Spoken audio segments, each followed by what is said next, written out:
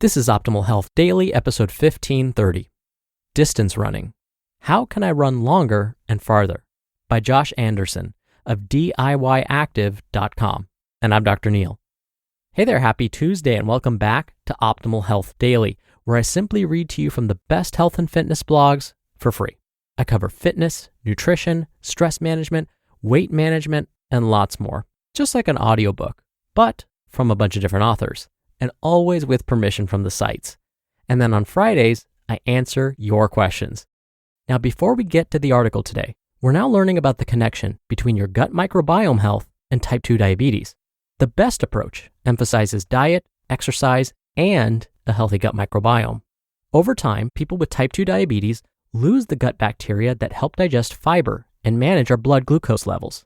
But pendulum glucose control helps fill in the gaps by providing the first and only probiotic designed to manage blood glucose and A1C levels. So take control of your glucose levels today. Try pendulum glucose control for 90 days. If you're not satisfied with your levels, you'll get your money back. Visit pendulumlife.com to find out more and use promo code OHD for 20% off your first bottle of membership.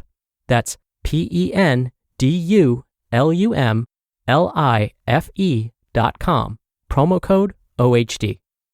All right, and with that, let's hear today's article and continue optimizing your life. Distance Running. How Can I Run Longer and Farther? By Josh Anderson of DIYactive.com. How can I run longer and farther? When the weather turns south, we normally head indoors to the treadmill. Doesn't it seem like you can kill it on the treadmill, but when it warms up and you head outside, your distance running suffers? It gets you wondering, why is the treadmill so much easier? Is it the topography, wind, something else? Plus, how can I run longer and farther outdoors? Increase your running duration and distance. We asked a few running experts their thoughts on the subject and if they had any tips on running longer and farther. No more huffing and puffing after 3 steps, right? Distance running. Why is the treadmill easier to run on? We have all probably experienced this on multiple occasions. Don't get me wrong, the treadmill is great, but it doesn't stack up to distance running outdoors. As Martise Moore, founder of Green Runner, put it so succinctly, quote, "Mother Nature is a lot less generous. When you run outside, the ground does not move, so your body works a lot harder to propel you forward. And when your body works harder, it fatigues faster." End quote. So, what are some of the main reasons it's easier to run on a treadmill? Let's dive in. Overcoming the elements. Obviously, running outside can be a challenge because of the wind, sun, temperature, and so on. Wind can be the biggest demon when it comes to outdoor distance running. As Samantha Kellgren, certified health coach and running coach, explained, quote, "Even with a calm breeze, you're still exerting more effort, and this translates to higher oxygen consumption, making your run feel harder as your body is working to process oxygen at a higher rate." End quote. I've definitely been there. More oxygen, please. And then there's the blistering sun and temperature that can quickly beat you down. Even if it's only in the 80s, it can still make running a difficult challenge. Not only are your muscles working to propel you forward, but your body is also just trying to cool itself, which can cause you to quickly become tired. On the flip side, when it's cold outside, Kellgren said that, quote, "It takes longer for your muscles to warm up, and breathing can feel harder with the rush of cold air to your lungs." End quote. Both of these conditions can cause you to fatigue more quickly and make running outside harder than the trusty indoor treadmill. You definitely need to dress appropriately on both occasions. Overcoming the terrain. While you can increase the incline of the treadmill, it just can't compete with the unpredictability of distance running outside.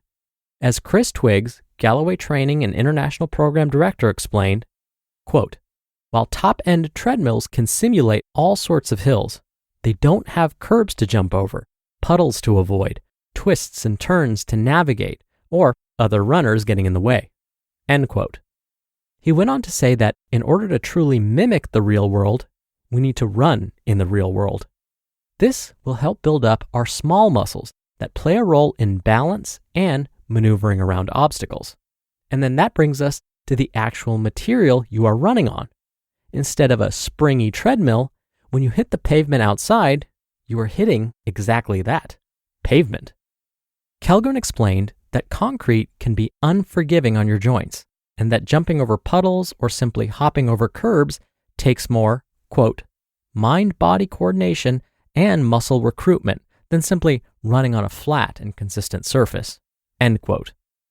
Overcoming your treadmill gait. Do you run exactly the same when you're on the treadmill as opposed to barreling forward outside? For many of us, the answer is no.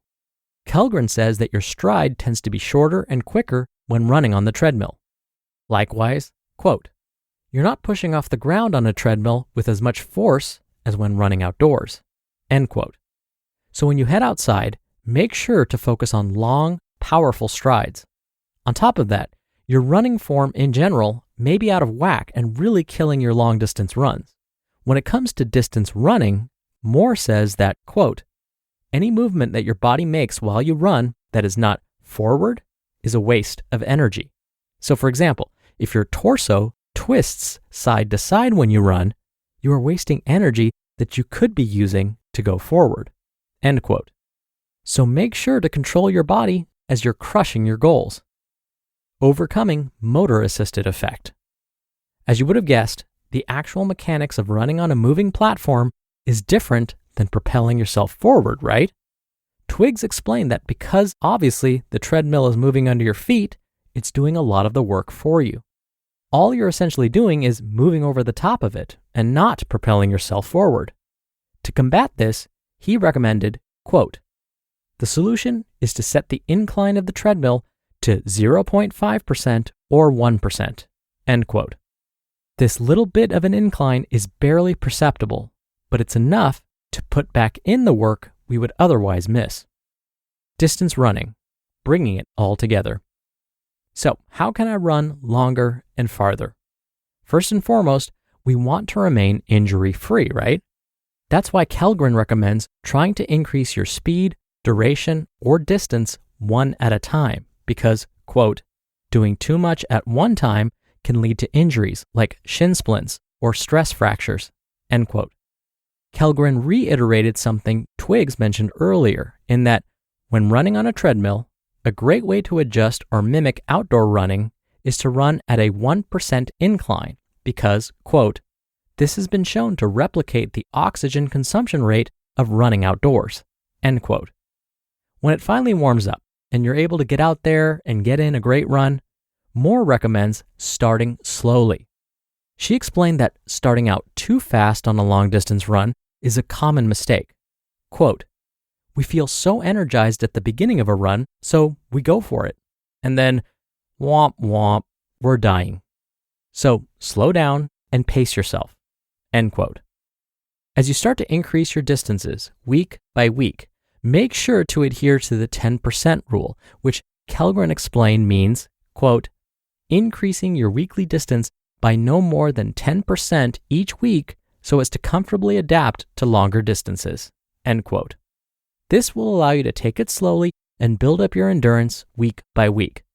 Kellgren said that even 2 to 3 days a week of running can be enough if you are consistent and, maybe more importantly, patient. Finally, what comes to mind if you want to run farther? Running more? That's exactly one of the tips that Moore recommended because as you run more, your cardiovascular system will improve. She explained, quote, an improved cardio system will happen even if you only run on a treadmill and you're consistently setting and achieving better time and distance goals. But if you run outdoors, your endurance will get better, faster, end quote. Wrap up. How can I run longer and farther? As you work hard to increase duration, speed, or distance on the treadmill this winter, just remember what Chris Twiggs recommends when it comes to running on a treadmill. Quote, instead of worrying about pure speed, focus on heart rate or perceived exertion, end quote. Train for time rather than speed or distance, and just enjoy the workout. So there you go. So when you ask yourself the question, how can I run longer and farther? You can start implementing these tips outdoors or on the treadmill and eventually reach your goals.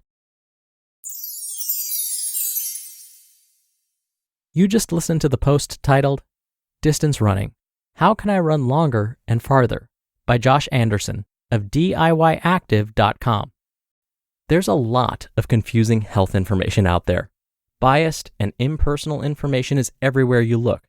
So, if you want a more personalized approach to your health with science-backed recommendations for positive lifestyle and diet changes, check out Inside Tracker.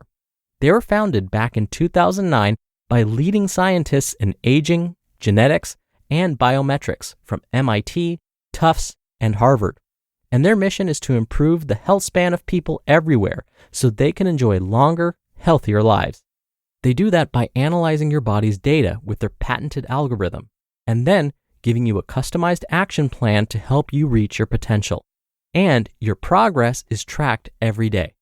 Inside Tracker is the guide illuminating your path towards your personal best, with a clearer picture than you've ever had before of what's going on inside your body. For a limited time, you can get 25% off the entire Inside Tracker store.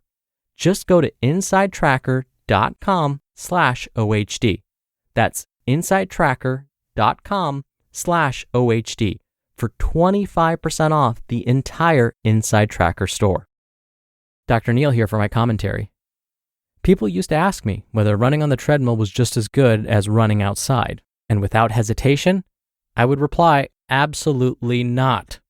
So I completely agree with the perspective shared in this article. After I would tell folks that running on a treadmill does not necessarily compare to running outdoors, they would reflexively respond with, why not? Well, like the experts featured in today's article, I would tell them that when you're running outside, you have to dodge all sorts of obstacles that could affect your running path. Plus, running in the real world does trigger the body to use all sorts of smaller supporting muscles that help with dodging these obstacles and maintaining balance. And when you step on a treadmill that's set to 0% incline, it actually dips slightly downward. So if you run on a treadmill and leave the incline at 0%, it's like you're running at a slight downhill. That makes it really easy. Now, I used to tell people to run using a 2% incline to try and mimic the real world. But after hearing today's article, I'm thrilled that I can tell people a 1% incline will do the trick. Now, there are treadmills out there that don't rely on a motor to keep the belt moving. Remember, if a treadmill can keep the belt moving without your help, then it's doing some of the work for you. But there are treadmills out there that don't have a motor and rely on just person power to keep the belt moving. Now, I should mention that these types of treadmills still aren't substitutes for running outdoors, but they do get us a bit closer. All right, thank you so much for being here. Thank you for listening every day. I hope you're having a wonderful week and a wonderful November so far, and I'll see you back here tomorrow where your optimal life awaits.